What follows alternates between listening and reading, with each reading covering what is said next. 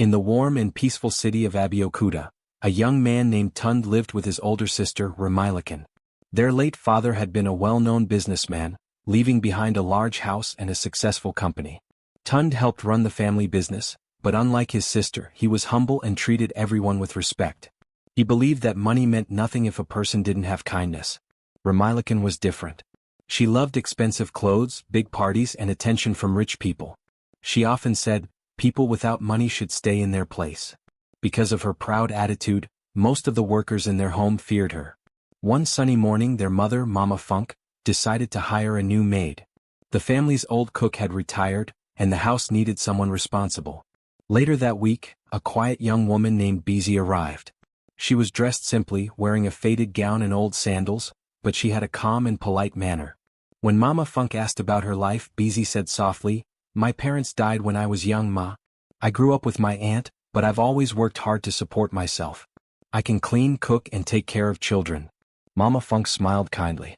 "You will do fine here. Work hard and be honest." From that day, Beezy began her duties. She woke up before sunrise, swept the compound, fetched water, and prepared breakfast.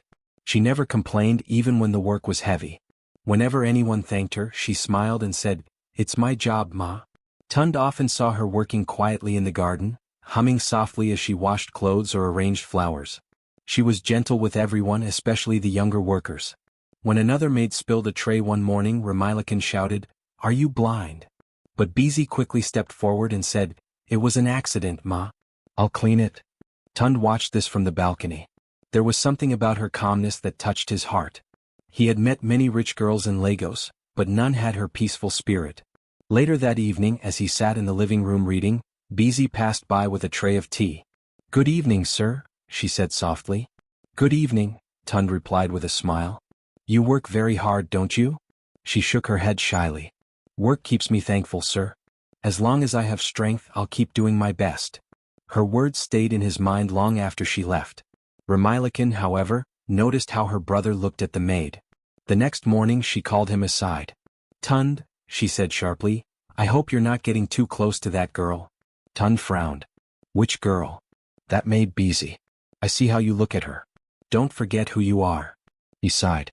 "I'm not doing anything wrong, sister. She's a good worker. That's all." Remilakan crossed her arms. "Good worker or not, remember she's not our kind. Don't let her fool you with her fake humility." Tund didn't answer. He knew arguing with her was useless. But inside he thought, why does she hate people just because they're poor? Over the next few days he found himself observing Beezy more closely. When it rained, she ran out to cover the clothes on the line before anyone asked. When the driver fell ill, she brought him medicine. And whenever Mama Funk coughed, she quickly fetched warm water and herbs. One night, as Tund walked past the kitchen, he heard Beezy singing softly. Her voice was sweet and full of peace. He stood at the doorway for a moment, listening quietly. When she noticed him, she stopped quickly and looked down. "I'm sorry, sir," she said. "I didn't know you were there." "Don't apologize," he replied gently. "You have a beautiful voice." Her cheeks turned red.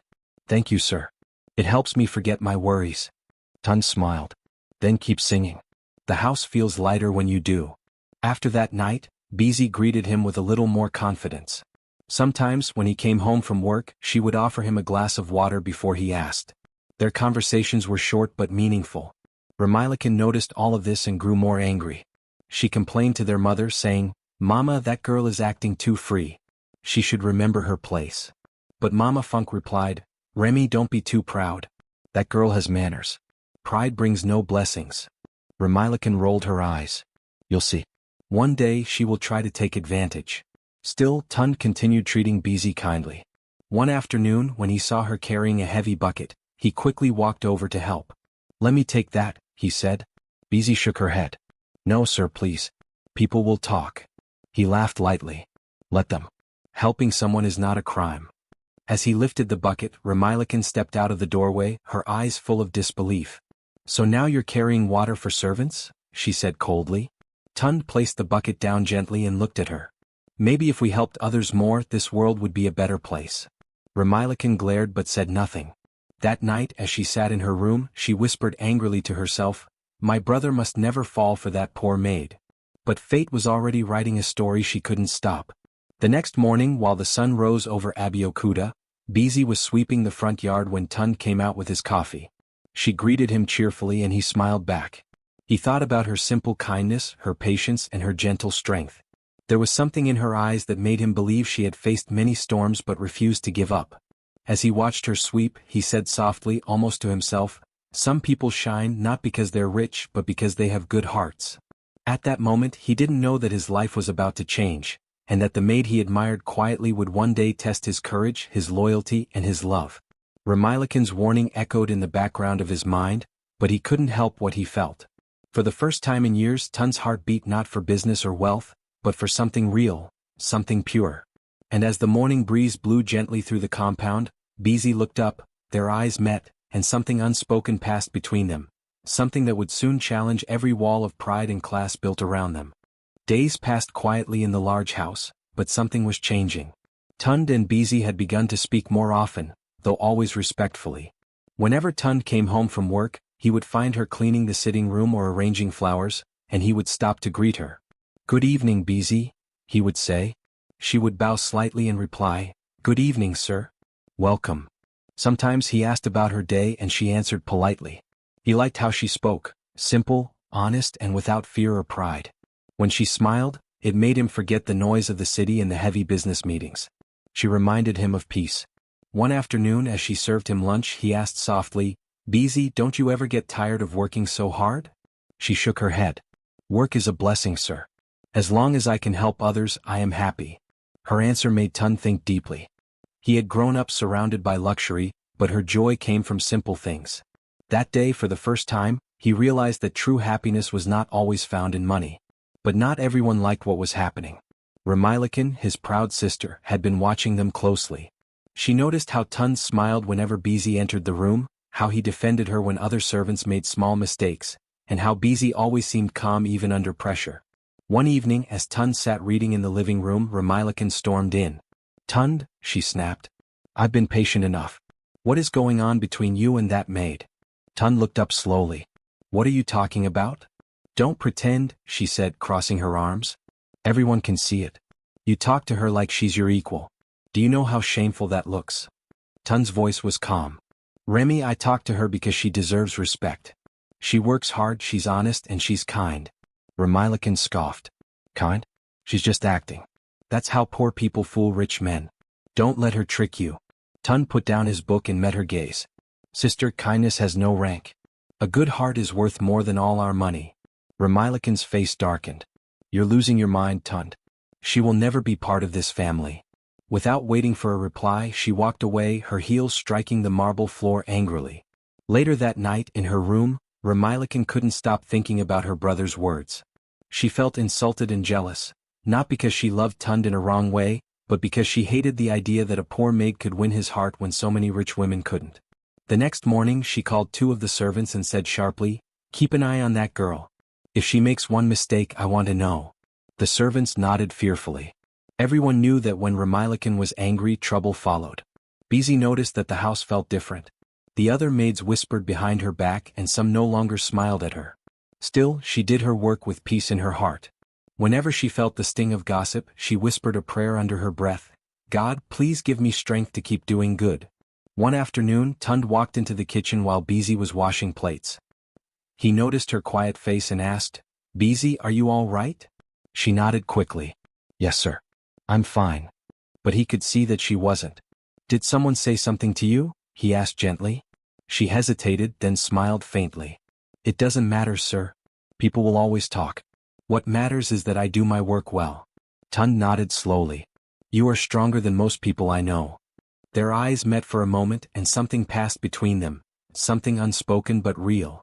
Unfortunately, Ramilakan saw that moment from the doorway. Her jaw tightened as she turned away, her heart burning with anger. That evening at dinner she tried again to embarrass Beezy. When Beezy brought the food, Ramilakan said loudly, "Be careful, girl. This table is expensive. You can't afford to pay for it if you break anything." Beezy simply bowed her head and said, "Yes, ma." But Tund spoke sharply, "Remy, that was unnecessary." Ramilakan glared at him. "Don't defend her in front of me." "I will defend anyone who deserves respect," he said firmly. The room went silent. Even their mother looked shocked. After dinner, Mama Funk called Remilican aside. "My daughter, what is wrong with you? Why are you always fighting this girl?" Remilican sighed loudly. "Mama, don't you see what's happening? Tund is getting close to her. A maid. How can he marry a servant?" Mama Funk looked at her quietly. "Remy, we don't know who God will use to bless us. Don't fight what you don't understand." But Remilican refused to listen. That night, she sat by her window and whispered to herself, "No. I will not let a poor maid take my brother away. Never." The next day she began her plan. She spread rumors among the staff that Beezy was pretending to be innocent, that she wanted to marry into wealth. "Watch her," she told them. "She's clever. Don't let her fool you." Soon the house was full of whispers. Some servants stopped talking to Beezy altogether. One even mocked her, saying, "Be careful, rich man's favorite." Beezy pretended not to hear. She kept working, her hands steady even when her heart ached. One evening, while cleaning the garden, she sat on the bench for a moment and whispered, "God, please help me. I have done nothing wrong. I only want peace." From the balcony above, Tund watched her quietly. He could see her pain even though she tried to hide it. The next morning, he confronted his sister again. "Remy," he said firmly, "stop whatever you're doing. I won't allow you to hurt an innocent person." Remilican smirked. "Innocent? You're blind, Tund. That girl will ruin your name." He looked her in the eyes and said, "If being kind ruins my name, then so be it." Remilican's face hardened. "Then I swear," she said bitterly, "as long as I live, my brother will never marry that girl." Her words hung in the air like a dark promise. But what she didn't know was that love, real love, is stronger than pride, and the more she tried to stop it, the more it would grow. The next week began with silence in the large family house. The morning sun had barely risen when Beezy quietly packed her small bag. Her hands trembled as she folded her few clothes, 2 worn dresses and an old scarf. Tears rolled down her cheeks, but she wiped them quickly. She could no longer bear the whispers, the insults, and the cold stares. Before leaving, she placed a folded note on the kitchen table. Read, "Thank you for everything. I wish your family peace." She looked around the house one last time, the place where she had worked, laughed a little, cried a lot, and met the one person who saw her heart. She whispered a quiet prayer and stepped out into the dim morning. The gate closed behind her with a soft sound like a goodbye. When the sun was fully up, Tund came downstairs for breakfast. The house was strangely quiet. No one greeted him and the smell of fresh tea was missing. He looked around, confused. "Where is Beezy?" he asked one of the servants. The servant hesitated, then pointed to the table. "Sir, she left this note." Tund quickly unfolded the paper and read it. His face changed, his eyes filled with pain. "She's gone?" he whispered. Just then, his sister Remilican entered the room, holding her cup of tea. "Good morning," she said casually. "You look worried. Did your little maid run away?" Tund looked up sharply. "You knew about this?" Remilican shrugged. "Of course. I told her the truth, that she doesn't belong here. I guess she finally listened." Tund clenched his fists. "You had no right. She did nothing wrong." Remilican gave a small mocking laugh. "Oh please. Don't act like it matters. She was only after your money. It's better this way." He stood from his chair, his voice trembling with anger. "You don't know her at all. She has more dignity than anyone in this house." Remilican's smile faded. "You're really defending her?" "Yes," he said firmly. "Because she's the only person who ever treated me like a human being. Not a bank, not a name, not a rich man. Just me." Without another word, he stormed out of the house. For the next few days, Tund searched everywhere. He went through towns, small markets, and busy streets. He asked people if they had seen a young woman named Beezy. Most shook their heads. Some gave him directions that led nowhere. But he refused to give up. Each night, as he sat alone in his car, he replayed every moment with her, her gentle smile, her calm voice, her patience. He remembered how she prayed quietly before bed and how she always helped others, even when they treated her badly. On the 4th day he reached Abaddon. The air was warm, filled with the smell of roasted corn and spices. His clothes were dusty and his eyes tired. As he drove slowly past a row of small shops, something caught his attention, a familiar figure sweeping the front of a cafe. He stopped the car immediately. His heart began to beat fast. Beezy was there, dressed in a simple gown, her hair tied in a scarf. She looked thinner, but there was peace on her face. She moved the broom gently, lost in thought. Tund stepped out of the car quietly. For a moment he just stood there watching her. Memories came rushing back. The morning she greeted him, the time she smiled even after being insulted, the way she bowed her head when she prayed. He walked closer until she turned around. Her eyes widened. The broom slipped from her hand. "Tund," she whispered. "Why are you here?" He took a deep breath, trying to control his emotions. "Because I couldn't stay away. I've searched everywhere for you." She looked down, nervous. "You shouldn't have. I left so your family could have peace." He shook his head slowly. "Peace? Beezy, there's no peace when you're gone. You were the light in that house." She blinked back tears. "Your sister said I don't belong there. She was right. I'm just a maid. You deserve someone better." Tund stepped closer. "Better? There's no one better than someone who gives from the heart. You showed me what true kindness means. You taught me that love doesn't care about class or money." She tried to speak, but her voice broke. "Tund, people will talk." "Let them talk," he said softly. "I've heard worse from those who don't even know me. I don't care about words anymore. I care about truth, and my truth is that I can't forget you." A tear rolled down Beezy's cheek. "I prayed that you would be happy. I never thought you would come for me." Tund smiled gently. "And I prayed that I would find you. Now that I have, I'm not leaving without you." The cafe owner, an older woman, had been watching quietly from inside. She came out and said with a kind smile, "Young lady, this man looks serious. Don't let pride stop you from listening to your heart." Beezy looked at Tund again. "I don't want to bring trouble to your family." He shook his head. "You won't. I'll handle my sister. All I ask is that you trust me." There was a long silence. The wind blew softly, carrying the smell of baked bread from the cafe. Then slowly Beezy nodded. "All right," she whispered. "But only if it's truly what you want." Tund smiled, a smile full of relief and warmth. "It's all I've wanted since the day I met you." He reached out his hand. She hesitated for a moment, then placed her small hand in his. As they walked away together, Beezy glanced back at the cafe. The older woman waved, her eyes shining with joy. And as they disappeared down the quiet street, it felt as though the world had turned softer, as if love had rewritten the pain of the past. That evening, as they drove back toward Abeokuta, Tund looked at her and said, "No matter what happens, I'll never let anyone hurt you again." Beezy smiled faintly, holding back tears. "Then I'll never stop praying for you." They didn't know what waited ahead, but at that moment they both believed something deeply, that love built on kindness can survive anything, even the cruelty of the world. When Tund and Beezy arrived back home, the air was thick with surprise. The car stopped at the front gate, and one by one the neighbors peeked through their windows and whispered to each other. Some were shocked. Some smiled secretly. Word spread fast. Tund brought the maid back. Beezy stepped out of the car quietly, clutching her small bag. Her heart pounded. She had never expected to return here again. The big house looked just the same, clean walls, shining windows, tall gates, but it felt different now. She wasn't a servant anymore. She was returning as someone Tund cared for deeply. Mama Funk, Tund's mother, came out to the veranda with a calm face. She had heard the noise from outside. Behind her stood Remilakin, whose face was filled with shock and anger. "What is this, Tund?" Remilakin shouted before anyone could speak. "You brought her back? After everything?" Tund held Beezy's hand gently and looked at his sister. "Yes, I brought her back," he said quietly but firmly. Remilakin's voice grew louder. "You disobeyed me. You chose her over your own blood." The words echoed through the compound. Servants stopped what they were doing and stared. Even the birds seemed to pause. Tund sighed deeply and looked at her with sad eyes. "Remilakin," he said softly, "you are my sister and I love you. But love is not something you can control. You can't decide who deserves it."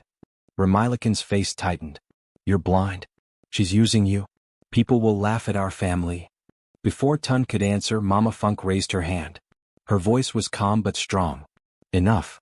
Everyone turned to her. She walked closer, her steps steady. Her eyes moved from her daughter to her son, then finally to Beezy. "This house has seen enough shouting," she said slowly. "Remilakin, my daughter, you must understand something. Pride destroys families. A humble heart brings blessings." Remilakin swallowed hard, her anger fading into confusion. "Mama, you're taking her side?" Mama Funk shook her head gently. "I am taking the side of peace. Look at your brother. Have you ever seen him stand so firm for anyone? That means this girl touched his heart, not with wealth but with goodness." Beezy lowered her head shyly. "Ma, I never wanted trouble. I just wanted to serve and live quietly." Mama Funk smiled kindly. "I know, my child. God bless you for your patience." Tund looked at his mother with gratitude. "Thank you, Mama," he said softly. Remilican, still standing there, felt her chest tighten. For the first time, she noticed how calm her mother looked and how peaceful Tund seemed beside Beezy. A strange pain filled her, not hatred but regret. She turned and ran upstairs, tears gathering in her eyes. That night, the house was quiet again. The servants whispered that maybe peace had returned. Tund sat with his mother in the living room, talking softly about the future. Beezy stayed in her small room, thinking about everything that had happened. She still felt unsure, still afraid that she might not belong. Hours passed. The clock struck 10. Then there was a soft knock on Beezy's door. She opened it slowly, and saw Remilican standing there, her eyes red and tired. For a moment neither spoke. Remilican took a deep breath. "Can I come in?" Beezy nodded and stepped aside. The older woman entered, her hands trembling slightly. I came to say something," she began quietly. "All this time I thought I was protecting my brother. But really I was protecting my pride." Beezy looked at her gently, saying nothing. Remilican's voice broke. "I was jealous. You had something I didn't understand, peace, kindness and love from everyone. I kept thinking, why her? She's just a maid. But now I see, that's exactly why. You never pretended to be someone else." Beezy's eyes softened. "We all make mistakes, Ma. What matters is what we do after." Remilican's tears finally fell. "I hurt you. I said cruel things. I tried to ruin your happiness. I'm sorry, Beezy. I was wrong about you." Beezy smiled, her face glowing with warmth. "I forgive you, Ma. Truly. Let peace live in this house again." Remilican nodded slowly, feeling a deep weight lift off her chest. For the first time in months she felt free. "Thank you," she whispered. "You have a good heart. Maybe better than mine." Beezy laughed softly. "No, Ma. We both have hearts that can change. That's what matters." They talked for a long while, about Tund, about family, about forgiveness. The night air outside was cool and the moonlight fell softly through the window. Meanwhile, Tund stood at his own door, listening quietly. When he heard their gentle voices, he smiled to himself. He whispered a prayer of thanks. Later that night, Remilican went to her brother's room. He was sitting by the window, lost in thought. "Tund," she said quietly. He turned to her. "Remy?" She hesitated, then said, "I spoke to Beezy. I apologized." His eyes brightened. "You did?" She nodded slowly. "Mama was right. My pride nearly destroyed our home. But Beezy, she's a rare woman. You're lucky to have her." Tund stood up and hugged her. "Thank you, sister. That means everything to me."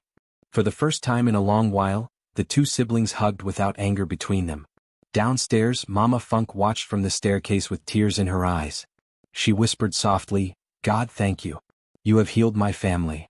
That night, peace truly returned to the house. The air felt lighter, the silence warmer.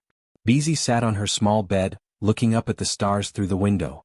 She smiled and whispered, "Thank you, God. Thank you for giving me a family again." In the next room, Tund wrote quietly in his notebook, a habit he had started since meeting her. He wrote, "Kindness heals faster than anger. Love wins stronger than pride." He closed the book and looked toward Beezy's door with a smile. For the first time he felt complete. And as the moon shone gently over the quiet house, everyone slept peacefully, their hearts lighter, their souls calm, and their home filled with the one thing that had been missing for so long, love. Months later, the sun rose beautifully over the quiet village of Abeokuta. The streets were decorated with flowers, ribbons, and bright fabrics. Drums echoed from the village hall, and laughter filled the air. Everyone in the town had gathered to witness something special, the wedding of Tund and Beezy. The once proud and tense house of the Adekunals was now full of joy. Servants ran around carrying trays of food, neighbors danced outside and children sang songs. The same people who once whispered about the poor maid now smiled warmly and said, they truly belong together. Inside the hall, Beezy stood before a mirror. Her simple white dress was made from soft fabric, plain but elegant. She wore no expensive jewelry, only small golden earrings that Mama Funk had given her that morning. Her hands trembled slightly as she adjusted her veil. Mama Funk entered the room, smiling proudly. "My daughter," she said softly, "you look like a blessing from heaven." Beezy turned and hugged her tightly. "Thank you, Mama. You gave me a home when I had nothing." Mama Funk chuckled gently. "No, my dear. You gave us love when we had pride. That's more valuable than gold." Outside, Tund stood in front of the hall, looking nervous but happy. He wore a fine cream-colored agbada that glowed under the sun. His best friend Dapo patted his shoulder and said, "Relax, my brother. You're marrying the woman who changed your life." Tund smiled. "You're right. I just can't believe it's really happening." The music changed and everyone turned toward the entrance. Beezy appeared, walking slowly down the aisle with Mama Funk by her side. The crowd went silent. Even the children stopped talking. She looked radiant, not because of the dress, but because of the peace on her face. Her eyes met Tund's and they both smiled. It was a moment that spoke louder than any words. When they reached the altar, the priest welcomed them warmly. "We are gathered here today to celebrate a love that overcame pride and pain," he said. "A love that proved true hearts cannot be separated by wealth or class." The ceremony began. Every word echoed through the hall, the vows, the prayers, the laughter. Tund held Beezy's hands tightly, his heart full of gratitude. When the priest asked, "Does anyone object to this union?" the hall went silent again. Everyone looked around nervously. Then, slowly, Remilican stood up. A whisper ran through the crowd. Some people gasped. Others frowned, worried she might cause trouble again. Tund looked at her calmly, his heart steady. But what happened next surprised everyone. Remilican took a deep breath and said clearly, "I once did." The crowd murmured softly. She continued, her voice gentle and sincere. "I once swore that my brother would never marry this woman. I was blinded by pride. But today I see what love truly means. Beezy has brought peace and joy to our family. So I stand here not to object, but to bless this union with all my heart." There was silence for a moment, then the crowd erupted into cheers. Tund's eyes filled with tears. He smiled gratefully at his sister and nodded. "Thank you, Remy." Remilican smiled back. "Be happy, my brother. You deserve it." The priest raised his hands. "Then by the power given to me, I declare you husband and wife." Drums rolled. Trumpets sounded. The hall exploded with joy. Everyone clapped, shouted, and danced. Tund lifted Beezy's veil and whispered, "You taught me that love is not about status but sincerity." Beezy smiled softly, her eyes glistening. "And you showed me that kindness can change even the hardest heart." They kissed and the crowd cheered again. After the ceremony, the celebration moved outside. Long tables were filled with rice, stew, grilled meat, and fruits. Children ran around laughing and old women danced joyfully. The air smelled of flowers and happiness. Tund and Beezy sat side by side, greeting everyone who came to wish them well. Mama Funk danced with the villagers, her laughter echoing through the air. Even Remilican joined in, smiling freely for the first time in years. Later in the evening, as the sun began to set, Tund and Beezy walked to the old mango tree where they had first met. The village was quiet now, only the sound of crickets filling the air. Beezy looked up at the branches and said softly, "Do you remember this place?" Tund laughed. "How could I forget? You were sweeping the ground right there and I thought, this girl has the calmest smile I've ever seen." She blushed. "And I thought you were too proud to notice me." He smiled. "I was wrong about many things. You taught me that the richest people are those who give love freely." She leaned her head on his shoulder. "And you showed me that even hearts raised in pride can learn to be humble." For a moment they stood in silence, watching the sun sink below the hills. Tund whispered, "We've come a long way, haven't we?" Beezy nodded. "Yes. From maid and master, to husband and wife." He laughed gently. "Life is strange but beautiful." She smiled. "Because love makes it so." A soft breeze blew through the trees, carrying the sound of laughter and drums from the village. Fireflies began to sparkle in the growing dusk. Tund took her hand and said, "Let's build more than a home, Beezy. Let's build hope for others like us." Beezy's eyes lit up. "Yes. We'll help children go to school, support the poor, and show people that kindness changes everything." And they did. In the months that followed, Tund and Beezy started a small foundation in their village. They built classrooms for children, gave food to widows, and supported young girls who wanted to learn. People came from far and wide saying, "That couple, they are proof that love and goodness can change lives." Even Remilican helped, using her business skills to raise funds for their projects. She often said, "My brother's love taught me more than wealth ever did." Years later, when people spoke of Tund and Beezy, they didn't just talk about their wedding, they spoke of their hearts. They became a symbol of hope in Abeokuta, a reminder that love built on truth never fails. And in the home where once there was anger and pride, there was now laughter, unity, and peace. Every evening Tund would sit beside Beezy watching the sunset and say softly, "Love found us when we least expected it." And Beezy would smile, holding his hand and reply, "Because love always finds a way." The end.